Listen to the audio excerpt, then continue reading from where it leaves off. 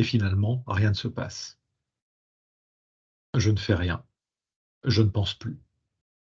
Tout à coup, je me sens lourdement posé sur ce rivage. Mes jambes sont engourdies. Quelle heure est-il? Je suis déjà en retard. Il faut repartir. L'instant n'est plus, tout passe à nouveau. Trop souvent, je cite, on croit entendre l'immobilité, mais c'est le mouvement en soi, le mouvement sans le promeneur.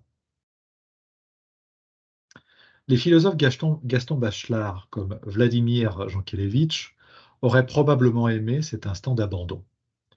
Tous les deux avaient une relation forte avec Henri Bergson, le grand philosophe du temps. Qu'est-ce que le monde? Qu'est-ce que le réel? D'après Bergson, la réponse la plus essentielle n'est pas dans une matière inerte, en attente de son exploration de l'extérieur, quelque part. L'idée d'un monde fait d'espace est pour lui une erreur philosophique majeure. La vie n'est pas enchaînement d'espace, succession de moments.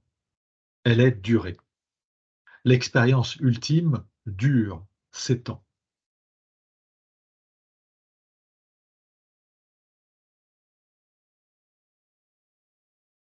Le présent n'a de sens que comme épaisseur. En lui, dans ce devenir, le passé est une mémoire agissante. La matérialité est le présent actif par ce passé tout entier, temporalité passante. L'avenir est un horizon, un ballon en expansion du futur vers le présent. Plus que tout, le temps est création. Il est commencement permanent, expansion aventureuse.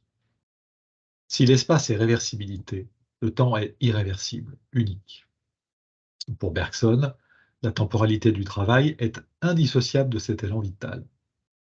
Travailler a longtemps été un faire créatif habité, une durée produisant des êtres uniques, construits dans leur faire propre, des homo faber.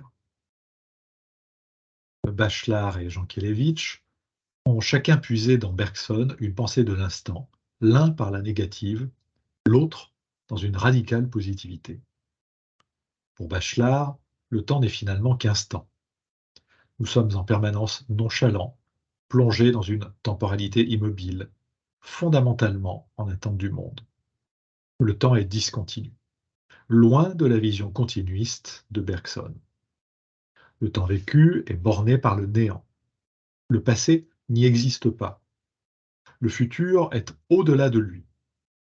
La vie est succession de moments sans linéarité. L'expérience n'est que points plus ou moins reliés par des rythmes, des mélodies et des refrains. Si Bergson défend une vision horizontale du temps, Bachelard argumente sa verticalité. Les instants sont des coupes, ils sont des commencements des nouveautés. À nous de nous installer dans l'instant, de ne pas lutter, de ne pas rechercher à pointer vers des passés et des futurs hors de lui. Le propos de Bachelard est radicalement opposé, même selon lui irréconciliable avec les thèses bergsoniennes. La durée n'est pas ce passé pointant dans le présent par une mémoire, pas plus qu'elle n'est ce ballon en expansion sur le devant de la vie. Tout pointe et s'ancre dans le moment. Jankélévitch est davantage l'héritier de Bergson. Il inscrit sa pensée du presque rien et de l'instant dans le prolongement du bergsonisme. L'instant de Jankélévitch est situé dans la durée même, dans l'épaisseur de l'événement.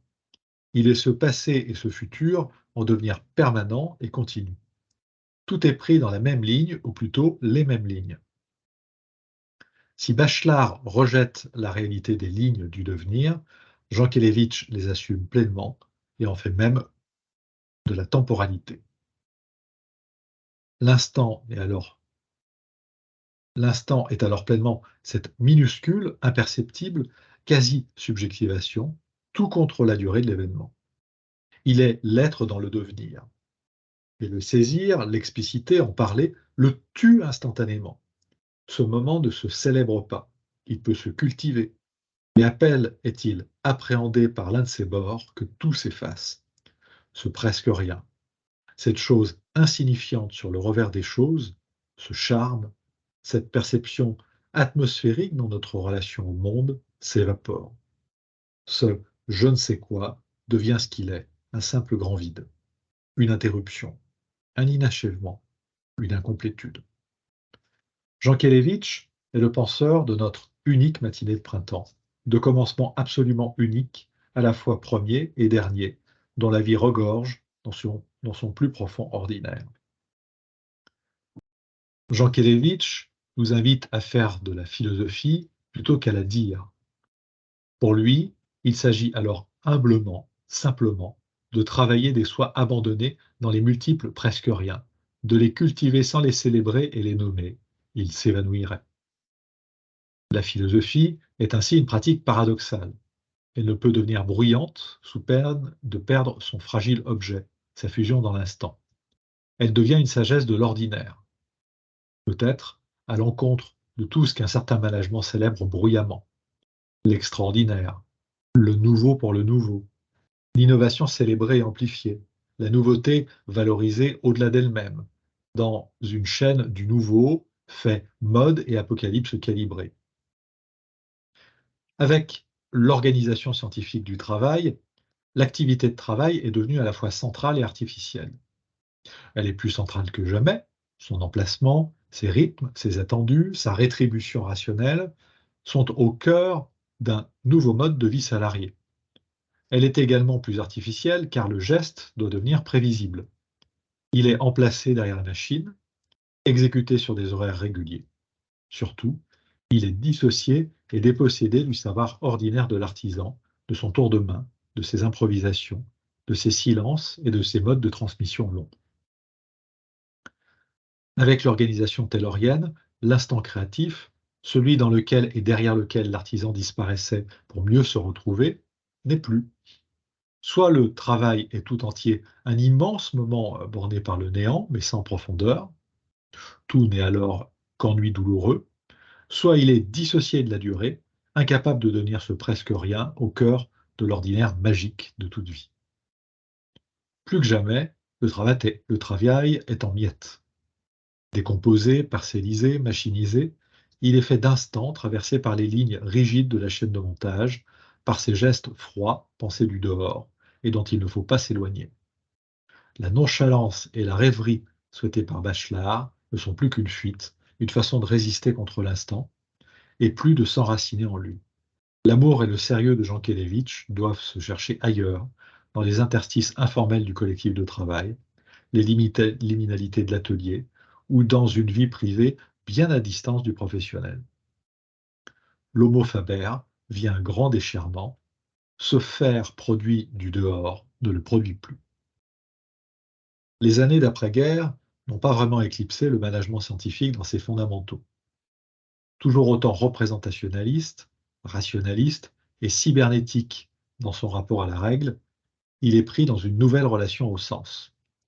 Le monde et toute l'expérience peuvent être dévoilés et révélés par des plateformes marchandes et des techniques de management désormais interconnectées. Le geste apocalyptique du management est devenu planétaire, pris dans un même espace-temps intégré. De multiples instants de révélation couvrent la surface de nos expériences. Les réseaux sociaux et plus récemment les IA génératives donnent les bords de l'extérieur à nos expériences. Les réseaux sociaux sont des technologies invisibles faisant notre expérience, ses rythmes, ses durées. Toute notre individualité devient un événement digital.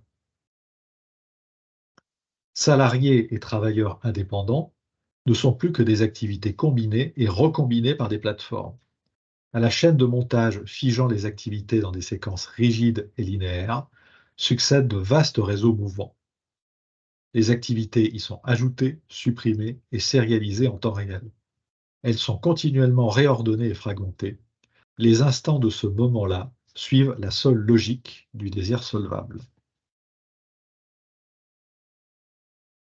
Moments et instants de notre monde contemporain sont dévitalisés, pris dans les narrations et les images digitales, dont les interruptions et les rythmes deviennent de nouveaux espaces marchands. Envie d'interrompre ces publicités sur Google, passez donc du freemium à un premium. Désireux d'une navigation plus rapide à l'aéroport, payer le droit d'accéder à une bande passante plus importante.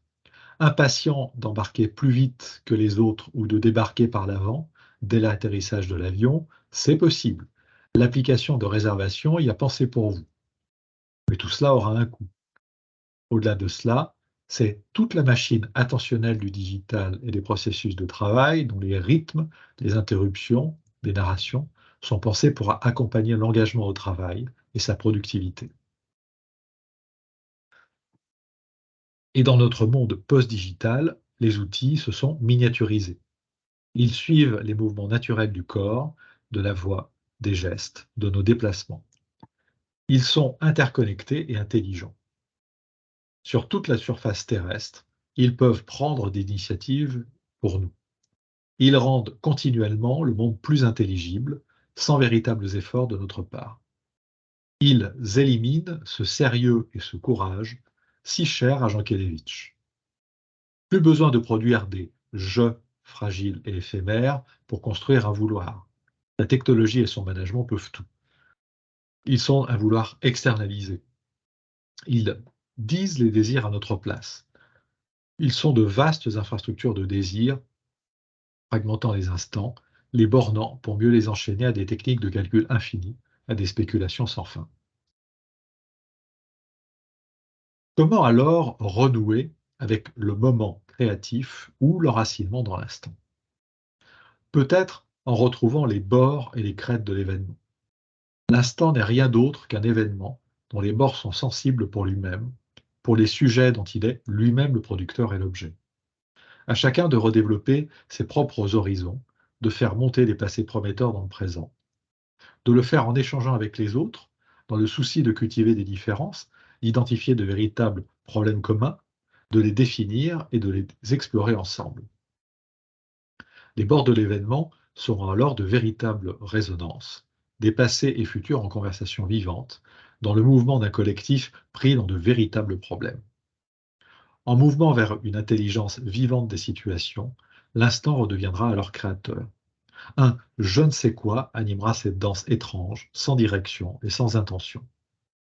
Le travail véritable est nécessairement aventureux, fragile, éphémère, sérieusement joueur. Le télétravailleur d'aujourd'hui partage trop souvent le même drame que celui de l'ouvrier d'hier. Les voies de son expression viennent du dehors. Le cadre de son expression n'est pas le sien. Les rythmes et les mouvements de sa danse avec le monde empruntent à des techniques immédiatement mondiales et éternelles. Ces images étaient là et le resteront. Le digital, ses formes, ses images, ses narrations, lui donnent immédiatement des surfaces d'emprunt. Et chacun parle aujourd'hui avec des voix portant potentiellement toujours trop loin. Le discret, le préservé, l'intime sont tous directement publics et dans les bords extensibles à l'infini de la parole digitalisée. La verticalité proposée par Bachelard est aussi celle de l'imagination, de la rêverie, de la déambulation. Protégé par des bords voulus, chacun peut s'abandonner dans le vivant. Ce grand mouvement où plus rien ne se passe. Sauf ce je ne sais quoi qui reprendra bientôt ses droits pour vous dire oui, j'étais heureux. Cela vient de passer. Mais ce train invisible, cette naissance de soi, reviendra bientôt si je sais tout simplement ne pas m'éloigner du vivant.